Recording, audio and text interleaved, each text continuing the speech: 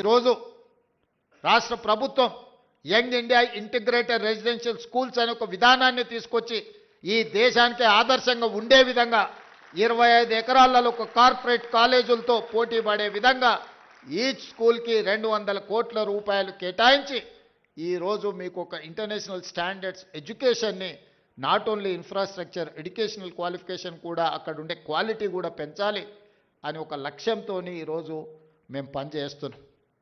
ఈరోజు చాలామంది విమర్శిస్తున్నారు. ఇవాళనే ఒక పత్రికలో చూసిన ఈ SC ST BC minority EWS పిల్లలకు 200 కోట్ల రూపాయలు పెట్టి 100 అంటే దాదాపుగా 25,000 కోట్ల రూపాయలు ఖర్చు పెట్టి కట్టాల్సిన అవసరం ఉందా అని ఒక పత్రిక రాసింది. ఒక రాజకీయ పార్టీకి సంబంధించిన పత్రిక.